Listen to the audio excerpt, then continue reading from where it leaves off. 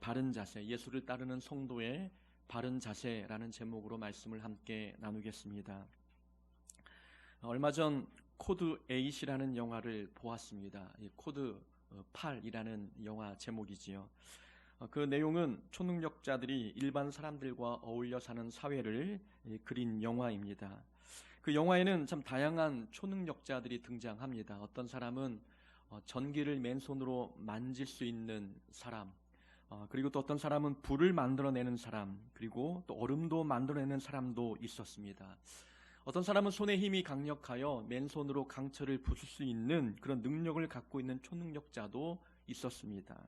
근데 그 영화에 한 여자 주인공이 등장하는데 그 여자의 초능력은 상대가 어떤 상처를 입었든지 치유하는 능력이 그 여인에게 있었습니다. 그 여자의 능력을 알고 있는 악당의 우두머리는 무력으로 그 여자를 굴복시켜 자신의 곁에 두고 자신이 아플 때마다 고치도록 협박했습니다. 이 여자는 자신의 그 능력을 아무에게도 함부로 보여주지 않았습니다. 이유는 신비한 능력을 사람들이 악용하고자 하는 마음들이 있었기 때문이지요. 또 사람들이 그 여자 자체에 관심을 두기보다 그 여자의 신비한 능력에만 관심을 두고 필요한 것만 얻기 위해서 이 여인을 이용하는 그런 마음들이 있자 이 여인은 자기의 능력을 함부로 보여주지 않았습니다. 남자 주인공이 그 여자를 만나게 되었습니다. 남자 주인공은 그 여자에게 호감을 보였고 여자도 남자에게 좋은 감정을 가지고 있었습니다. 남자가 여자에게 호감을 갖게 된 이유가 따로 있었습니다. 바로 여자의 능력 때문이었지요. 이 남자 주인공에게는 병든 엄마가 있었는데 그 엄마의 병을 고치기 위해서는 그 여자의 능력이 절대적으로 필요했습니다. 남자는 그 여자 자체를 좋아한 것이 아니라 여자가 가지고 있는 능력을 좋아했던 것입니다. 자, 이 두 사람의 관계가 오래 갈 수 있을까요? 이 두 사람 사이에 신뢰가 쌓이거나 믿음이 생길 수 있을까요? 여자는 남자 자체를 좋아했지만 남자는 여자가 가지고 있는 외적 조건을 좋아했습니다. 이런 관계는 오래 지속될 수 없습니다.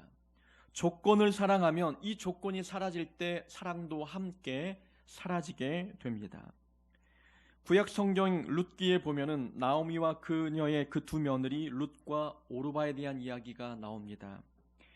룻과 오르바는 모두 남편을 잃었지요. 시어머니 나오미도 남편을 잃고 두 아들을 잃게 되자 이제는 고향 땅 베들레헴으로 돌아가기로 결정합니다. 본인 가정이 이렇게 슬픈 일을 당하게 된 이유는 하나님이 계신 이 베들레헴을 떠나 이방 땅에 거주하여 살고 있었기 때문이라고 그 원인을 해석했기 때문입니다.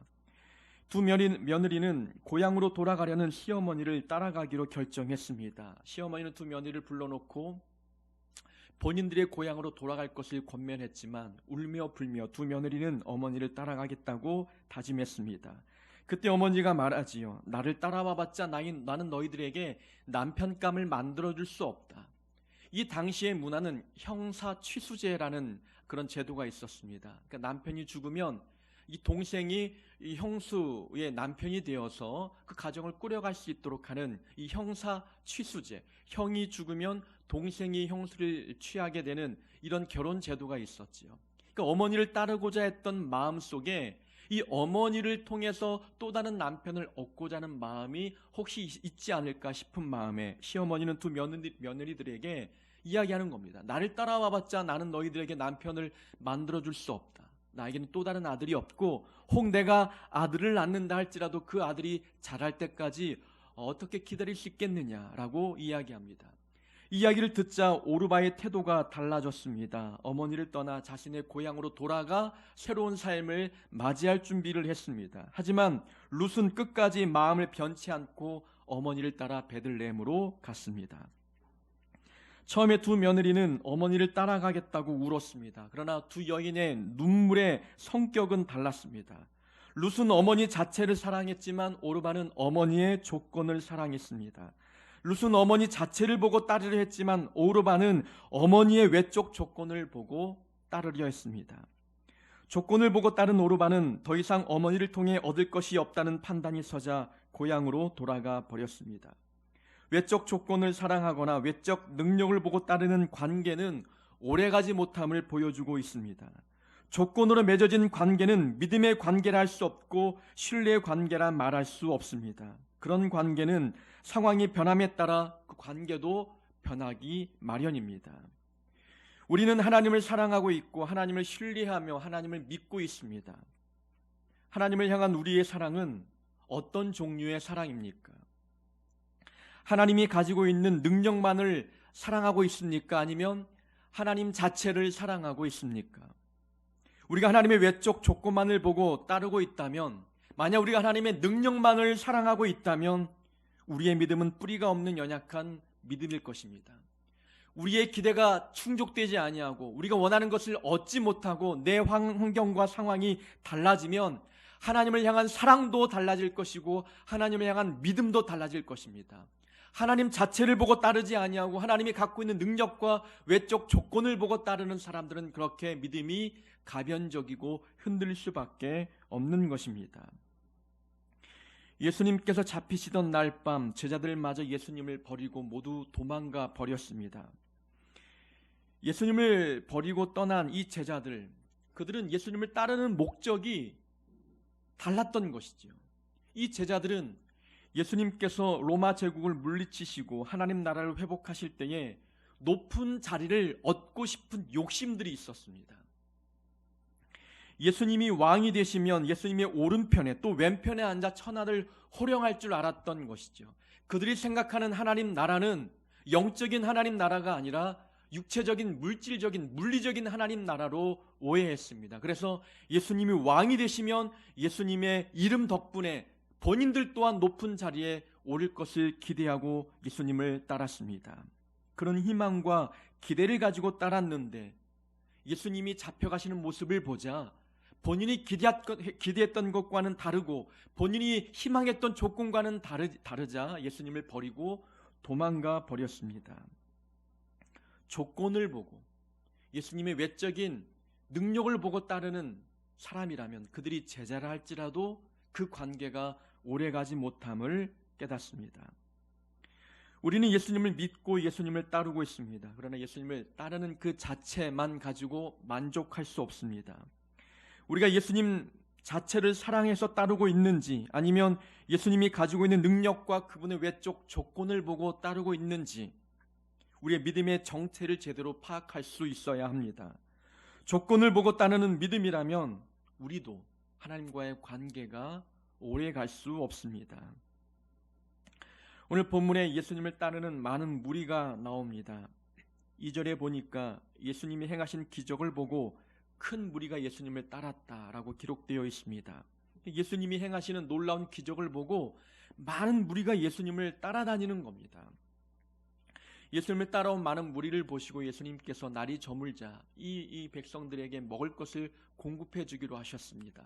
근데 빌립에게 이들을 어떻게 먹이겠느냐 물었죠. 빌립이 말합니다. 계산이 빠른 빌립이 대답하기를 이 많은 사람들을 먹이기에는 200데나리온이 필요합니다. 그 돈이 있다 할지라도 어디 가서 이 많은 사람들이 먹을 떡을 사겠습니까? 라고 대답하지요.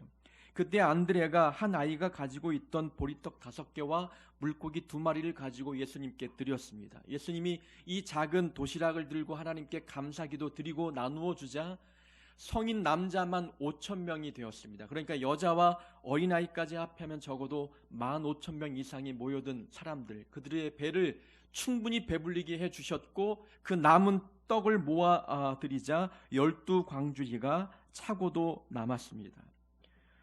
보리떡 5개와 물고기 2마리를 가지고 놀라운 기적이 나타났던 것입니다. 그러니까 사람들이 놀라고 깜짝 놀랐습니다. 그래서 예수님을 붙잡고 예수님을 우리의 임금으로 삼자 다짐했습니다. 예수님이 임금이 되면 내일도 모레도 앞으로 평생 예수님이 공급하시는 떡과 물고기로 우리 배를 채울 수 있겠다 생각을 했던 것입니다. 로마의 압제하에 불공평한 대우를 받았던 사람들이, 특별히 가난한 자들은 더 궁핍한 삶을 살 수밖에 없는 사회적이고 정치적인 상황 속에서 예수님이 왕이 되시면 이 모든 불공평이 사라지고 우리의 궁핍함이 떠나며 우리의 배가 날마다 부를 수 있겠다 기대했던 것입니다. 그 기대감에 예수님을 임금으로 삼으려 했습니다. 그러자 예수님은 그 백성들을 떠나 배를 타고 바다를 건너 가버나움으로 가셨습니다. 백성들은 그곳까지 예수님을 따라왔습니다. 참으로 열정이 대단했지요. 예수님을 거기까지 따라온 자들을 보시고 예수님께서 말씀하십니다. 오늘 본문에 나와 있지 않지만 뒷부분에 보면은 너희들이 나를 찾는 이유는 표적을 본 까닭이 아니요 떡을 먹고 배부른 까닭이로다 라고 말씀합니다. 예수님을 따라온 이유는 예수님이 하나님의 아들이어서가 아니라 단순히 예수님이 공급하는 떡을 먹기 위함이라고 말씀하는 겁니다.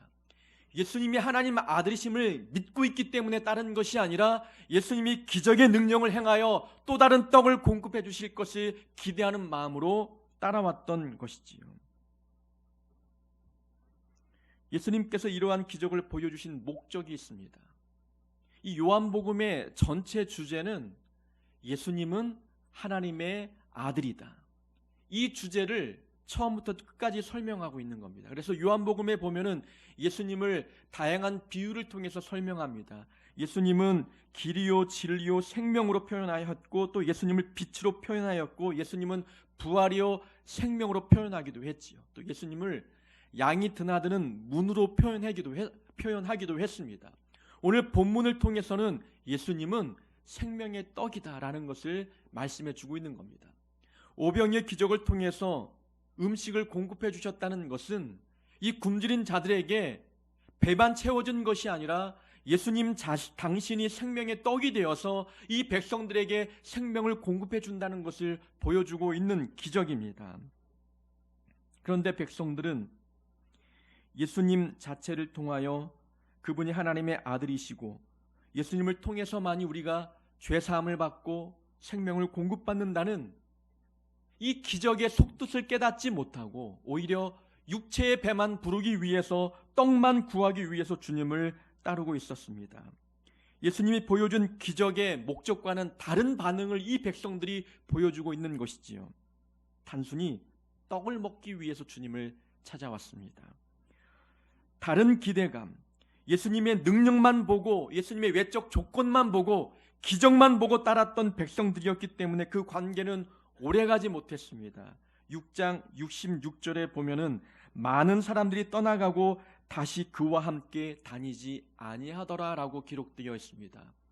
다른 목적을 가지고 예수님을 따랐던 사람들은 모두 돌아가고 말았습니다. 본인의 기대가 채워지지 않으니 떠나가 버린 것입니다. 우리는 예수님을 따를 때에 올바른 기준을 세워야 합니다. 바른 믿음의 고백을 가지고 주님을 따라다녀야 하는 것입니다. 하나님의 능력만, 하나님의 외적 조건만, 신앙의 외적인 복만 우리가 바라보고 주님을 따른다면 우리의 믿음의 이 발걸음은 얼마 가지 못해 중단하고 말 것입니다. 주님을 따르는 많은 성도들이 있지만 그 믿음을 끝까지 지키는 자들은 많지 않습니다.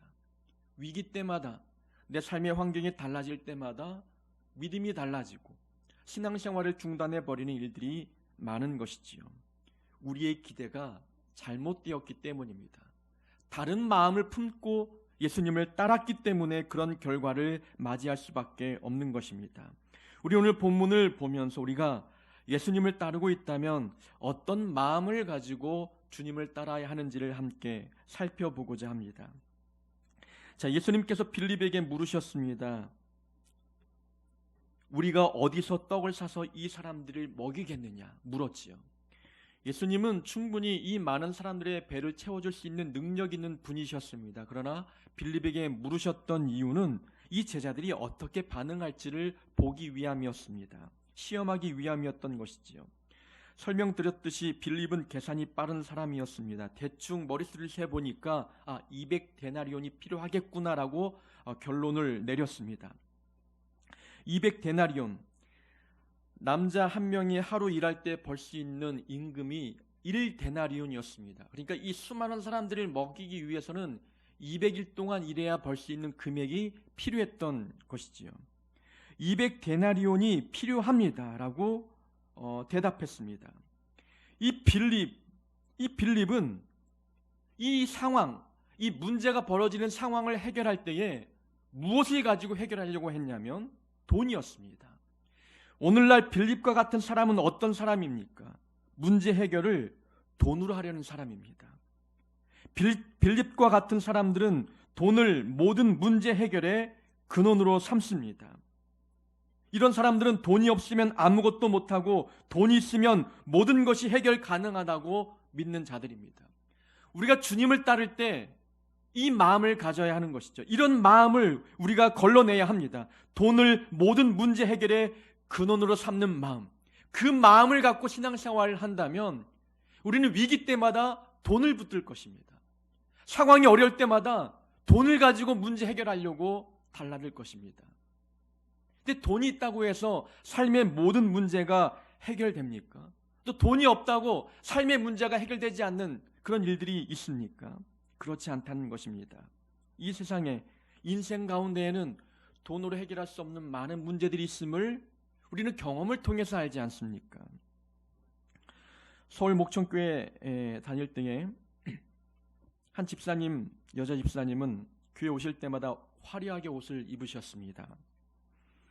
많은 사람들이 교회 올 때마다 깨끗한 옷을 입지만 유독 그 집사님의 옷차림은 눈에 띄었습니다. 독특했죠. 화려했습니다. 화장도 진하게 하고 본인이 재산이 많다는 것을 외적으로 과시하듯 그렇게 입고 화장했습니다. 아, 참 돈이 많으신 분인가 보다 나로 생각이 들었지요. 하루는 한 부목사님이 그 집사님 댁을 방문해 신방 예배를 드렸습니다. 보통 대신방 기간에는 하루에 많은 가정을 신방해야 하기 때문에 한 가정에 머물 수 있는 시간은 20분, 또 길어야 30분입니다. 이 부목사님이 그 집사님 댁에 신방 예배를 드리는데 좀 짧게 앉아있다 예배를 마치고 나왔던 것 같습니다. 이 집사님이 너무나 서운했고 그 서운한 감정이 분노로 바뀌었습니다. 그래서 화를 내는 거죠. 그리고 그 이야기를 담임 목사님께도 일러 바쳤습니다. 어떻게 목사님이 우리 가정에 오셔서 예배 드리는데 짧게 잠깐 앉았다가 일어나시느냐고, 어찌 그럴 수 있느냐고 불평불만을 토로했습니다. 그 모습을 보고 드는 생각은 이 집사님 마음이 참 공허하시고 관심과 사랑이 필요한 분이구나라는 생각이 들었습니다. 그러면서 돈은 많지만 이 많은 돈이 이 집사님의 마음의 허전함을 채워주지 못하고 있구나라는 것을 깨닫는 것이지요. 돈이 많아서 이 외모를 화려하게 가꾸었지만 그 마음의 공허함은 돈으로도 채울 수 없는 거예요. 그 마음을 사람으로 채우고 싶고 다른 사람의 사랑과 관심으로 채우고 싶어도 그 빈 마음을 채울 길이 없는 것입니다. 우리 삶도 그렇지 않습니까? 돈이 있어도 이 돈이 마음의 평안함을 공급해 주지 못합니다. 삶은 편해질 수는 있지만 평안함을 공급해 주지 못합니다. 돈으로 배를 채울 수는 있지만 공허함과 허전함, 외로움은 채울 수 없습니다. 돈으로 해결하지 못하는 일들이 우리 삶에 너무나 많다는 것을 깨닫습니다.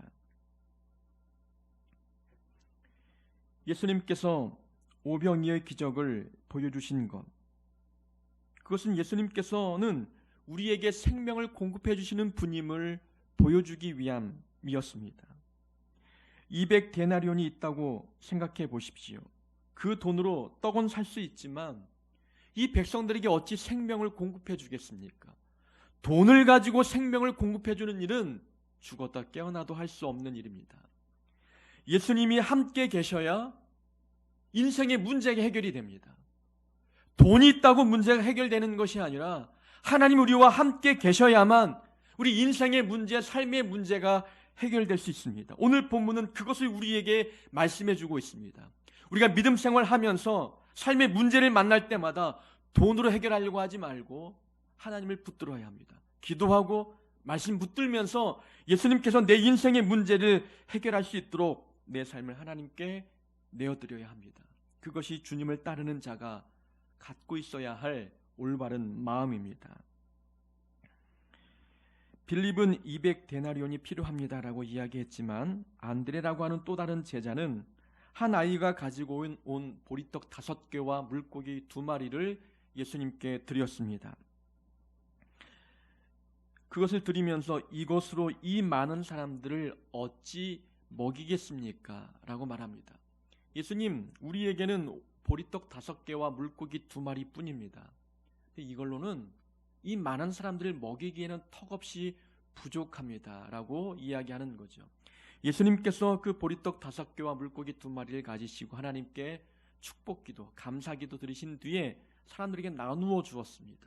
예수님이 나누어 주자 그 모든 사람들이 배불리 먹고 12광주리에 그 먹고 남은 음식이 가득 찼습니다. 안드레는 부족하다고 말했지만 부족한 음식이 예수님 손에 들리자 남을 정도로 충분했습니다. 무엇이든 내 손에 들려 있으면 이것으로는 부족합니다 라고 말할 수밖에 없습니다. 그러나 작은 것도 예수님 손에 들리면 이것으로 충분합니다 라는 고백이 나오게 됩니다. 누구 손에 들려 있느냐에 따라서 결과는 다릅니다. 사람들은 무엇인가 해결되려면 많아야 한다고 생각합니다. 능력이 많아야 해결이 되고, 돈이 많아야 해결이 되고, 경험도 많아야 이 삶의 모든 문제를 해결할 수 있다고 생각합니다. 그러나 많지 않아서 해결을 못하는 것이 아니라 하나님께 맡기지 않아서 해결 못하는 일들이 더 많다는 것입니다. 그러니까 많이 가지려고 하기보다도 하나님께 많이 맡기려 할 때에 우리의 삶의 문제가 해결됩니다. 오늘 본문은 우리에게 그것을 교훈해주고 있습니다. 많이 가지려 하지 말고 돈이든 능력이든 은사든 삶의 경험이든 많이 가지려 하기보다도 자기가 가지고 있는 것이 많건 적건 하나님께 많이 맡기려고 해야 된다는 겁니다. 많이 맡기면 그것을 가지고도 충분히 하나님께서 능력을 행하실 수 있다는 것을 우리에게 가르쳐 주고 있습니다. 사울 왕은 큰 군대를 가지고 있어도 골리앗 한 명을 이기지 못했습니다. 그러나 다윗은 작은 소년이었지만 물맷돌 하나를 가지고 골리앗과 싸워 이겼습니다. 개인의 능력 차이를 보면 사울 왕이 다윗보다 훨씬 월등했습니다. 전쟁의 경험 차이도 사울이 앞섰고 신체 조건도 사울이 월등했습니다. 그러나 다윗은 사울이 하지 못하는 일을 했습니다. 사울과 다윗의 차이는 무엇입니까? 다윗은 하나님께 모든 것을 맡겼다는 겁니다. 이 전쟁의 승패가 하나님 손에 달려있다는 것을 다윗은 알았고 하나님의 능력을 믿고 모든 것을 하나님께 맡기고 돌멩이를 들고 골리앗과 싸우러 뛰어갔습니다. 하나님을 의지하면 능히 이길 수 있다는 믿음이 다윗에게 있었던 것입니다. 다윗은 능력이 많지는 않았지만 자기가 가지고 있는 것을 하나님께 맡길 줄 아는 사람이었습니다. 작은 능력도 하나님께 맡기니 남들이 이기지 못하는 그 싸움에서 승리할 수 있었습니다. 문제는 하나님께 누가 더 많이 맡기느냐, 거기에 따라 결과가 달라질 수 있습니다. 모세는 지팡이 하나를 들고 바로 왕과 싸워 이겼습니다. 삼갈이라는 사사는 소모는 막대기로 블레셋 사람 600명과 싸워 이겼습니다. 기드온은 항아리와 횃불을 가지고 바다의 모래처럼 많은 미디안 족속과 싸워 이겼습니다. 이 믿음의 조상들은 전쟁에 나갈 때 대단한 무기를 가지고 싸우지 않았습니다. 뛰어난 지략을 갖고 있는 것도 아니었고 전쟁의 경험이 많은 사람들도 아니었습니다. 그들이 할 수 있는 것은 자기가 가지고 있는 것을 하나님께 맡겼습니다. 하나님이 지팡이를 사용하셨고 막대기를 사용하셨으며 항아리를 사용하시니 남들이 감히 덤빌 수 없는 대적과 싸워 능히 이겼던 것입니다. 우리가 가지고 있는 것을 하나님께 맡기지 아니하면 우리 삶에 어떤 능력도 나타나지 않습니다. 어떤 역사도 이루어지지 않습니다. 내가 가지고 있는 것, 비록 작을지라도 약소할지라도 그것을 하나님께 맡기는 자, 그런 자의 삶에 놀라운 일들이 일어나는 것입니다. 그래서 우리는 주님을 따를 때에 많이 가지려 하기보다 많이 맡기려 하는 자들이 될 수 있어야 합니다. 사람들이 오병이어의 기적을 경험했습니다. 서두에 말씀드린 대로 이 기적을 체험하자 많은 사람들이 예수님을 임금 삼으려 했습니다. 예수님이 우리의 임금이 되시면 우리의 모든 궁핍함, 삶의 어려움들이 충분히 해결되겠구나 하는 기대감을 갖고 있었습니다. 그래서 예수님을 왕으로 삼기 위해서 붙잡았죠. 우리와 날마다 함께 해주십시오. 우리와 날마다 함께 하셔서 오늘도 내일도 앞으로도 영원히 우리에게 이런 오병이의 기적을 보여주십시오. 그것이 백성들의 마음이었습니다. 예수님은 임금이 되기 위해서 오병이의 기적을 베푸신 것이 아니었습니다. 백성들이 이 기적을 보고 예수님이 누구인지를 알기를 원했던 것이죠. 예수님은 하나님이셨고 하나님의 아들이심을 이 기적을 통해서 백성들이 깨닫기를 원했습니다. 그러나 백성들은 예수님께서 기적을 보여주신 목적과 전혀 다른 반응을 보여주었습니다. 예수님은 기적을 통해 믿음을 채워주길 원했지만 백성들은 기적을 통해 자기의 욕심을 채우려 했습니다. 예수님은 믿음을 채워주기 위해서 이러한 놀라운 은혜를 보여주셨는데 사람들은 이런 은혜를 한번 맛보니 그 은혜를 도구 삼아 자기의 욕심, 자기의 욕망을 채우고자 하고 있다는 것입니다. 오늘날 많은 성도들, 우리의 모습에도 이러한 모습들이 있지 않습니까? 하나님의 능력이 내 삶에 임하여서 내 삶이 좀 달라졌으면 좋겠다 하는 바람들이 우리 안에 있지 않습니까? 우리는 이 오병이의 기적이 우리 삶에도 나타나기를 바랄 때가 많습니다. 저도 그랬거든요. 비록 내가 누리는 것은 작지만 이 작은 물질을 통해서 하나님께서 오병이의 기적을 보여주십시오. 이런 기도 많이 하지 않습니까? 그런 마음, 그 의도 속에는 어떤 마음이 있습니까? 속마음은 내 재산이 하나님의 능력으로 좀 뻥튀기가 됐으면 좋겠다는 마음이 있는 겁니다. 오병이의 기적, 오병이어가 작지만 하나님이 사용하시면 내 삶에 풍족한 재산, 풍족한 먹거리, 이것들이 가득 넘치기를 바라는 마음들이 우리 안에 있습니다. 그래서 날마다 우리 삶에도 이런 오병이의 기적이 나타나기를 소망하고 있는 자들이 있다는 것입니다. 예수님을 통해 믿음을 채워야 하는데 우리는 욕심을 채우려 합니다. 우리의 이기적인 욕망을 성취하고자 하나님의 능력을 도구 삼으려고 하는 마음이 있습니다.